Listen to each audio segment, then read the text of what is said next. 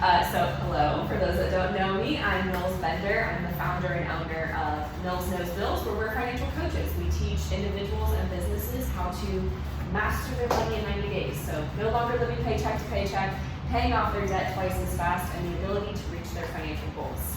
That's amazing. My name is Christian. I'm a mortgage lender. I've been doing the mortgage lending for about 3 years. Basically help people reach their real estate goals and also any investments. I specialize in FHA loans. I also do investor loan programs and just about anything. If you're ever looking to buy into real estate, always reach out to your mortgage lender first and foremost and figure out how much you're pre-qualified for. I think that's a great place to start, actually. Pre-qual. Pre-qual. Yeah, let's talk about pre-qual, because every time I sit down with a client, I would say 90% of the time they come to work with me to see what they can afford on a home, and they think I'm step one, which is not a bad place to start, but I think you give a little bit more guidance in that regard. So why don't you share what that is? Yeah, so whenever you're going and looking at a home, a lot of times, you reach out to financial coaches, to see, figuring out what you're qualified for, which is fine, and a lot of times people reach out to a real estate agent or Zillow and start looking at homes online and just start figuring out what they can do to actually get into the home buying process.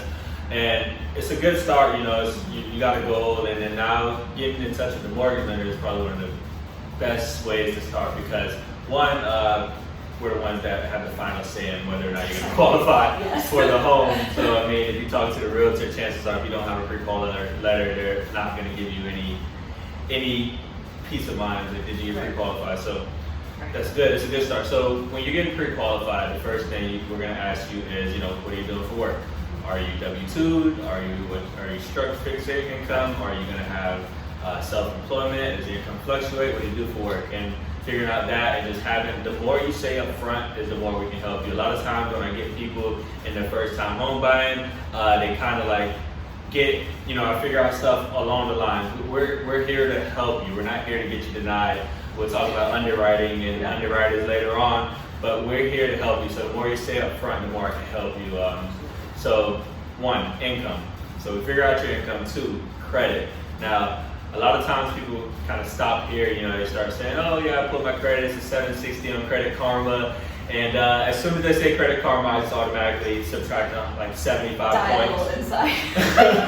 I subtract 75 points. I'm like, whatever you say on Credit Karma, it's usually a soft pull, and we can get down maybe another time about what different FICO scores. But usually a mortgage application and buying a home, it's probably the hardest FICO score. So whatever you see on Credit Karma is, I guess, it's a start, but you really want to try to get a FICO score. I think my credit app is a good app to use. Annualcreditreport.com. You can pull your credit report for free once a year, or you can space it out. You can pull from each bureau once every 4 months, and you get to see what your true credit score is. Right, and I think when the pandemic started, there were so many credit issues. The government issued the fact that you can go and get your credit pulled, and it wouldn't affect your credit at all. It wouldn't take any points. So that's annualcreditreport.com. So yeah, we'll figure out your credit. Now, I'd say 580 is usually where most lenders go, as low as your credit can be. But me as a mortgage lender, you as a financial coach, that's where you step in. It's like, why is your credit 580? Right. That's the why. Like, why, if you can't handle the small debts that you have on your account right now, do you really want to handle $300,000, $400,000? Do you think you can handle that? So why is your credit 580? Now, is you having a hard time paying loans back? Are you having a hard time just, with your work life, just remembering to pay credit cards on time? Figure out the why, because if you get a mortgage, you qualify at a 580, you're going to have a much higher interest rate that you have. Mortgage costs you more. Mortgage insurance is going to be a lot higher. A lot of things are going to be affected. So that's where the financial coach will come in, and not much of see what you can do to build your credit, but figure out where you're spending money at. That you can stop spending money, you can pay off those bills, and certain things like that. And after credit, you can go assets. So first we did income, credit, assets. Now assets is something that also people get a hard time figuring out, because assets is what you have in your bank account currently. Okay, you can't go based off of what you're gonna have. Right. It's not there. It needs to be seasoned in your account for 2 months, and if it's a cash deposit, we need to know where it came from. Those are the hardest to deal with. And I figured just wait 2 months until they get to see this way because you haven't passed deposits. But yeah, usually a lot of times we have to figure out see what you have. I always recommend 3 months of what the mortgage payment's going to be to qualify. But financially, what would you say maybe you have when somebody's getting into buying a home? How much do you think in savings they should have?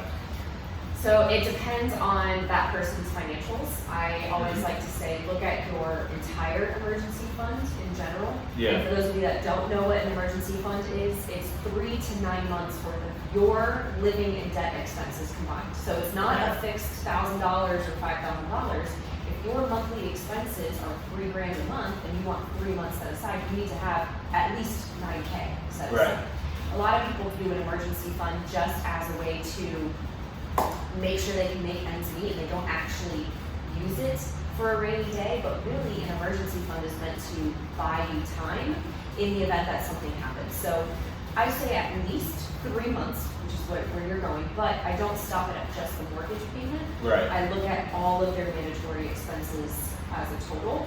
Also, I would say take a look at that monthly cost of the mortgage payment and see if you want to withstand it each month. I know you talked about that with the debt to income ratio. I take it a little bit of a step further. Just because you qualify for it doesn't mean you necessarily want to afford that. Right. Exactly. And I can go into that more because yes, and most mortgage lenders, our goal is always to get you qualified. But me being a finance person, me talking to you, being qualified doesn't mean it's the right decision for you. Right. I mean, if you qualify for it, we can literally qualify you for a 56% debt to income ratio.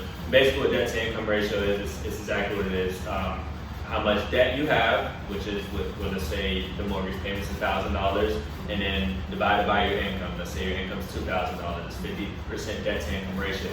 And what that tells us is 50% is house payment. It's gross income. Gross income. Gross income doesn't include taxes. Yeah, so we go based off of gross income. I'm a lender, so I have to let you know, and maybe I can never tell you not to get a home, just by law. Right. But if it's not the best decision for you, I'm going to kind of hint towards you. Do you really want to spend 50% of your gross income, which is probably like 63% of your net income, and that's just the taxes? We have groceries that don't get accounted to that. We have Wi-Fi, personal expenses, dining out, things that make life worth living. Right. Do you really want 60, 65, or talking 67% of your income to go towards a home? And you might be doing that right now towards your rent. So figure out, talk with your financial coach, finance people that actually care about you, not just to get the quick sell and keep it moving to the next person.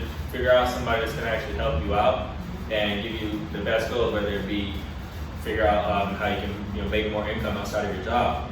What are you doing that you're spending time on Netflix or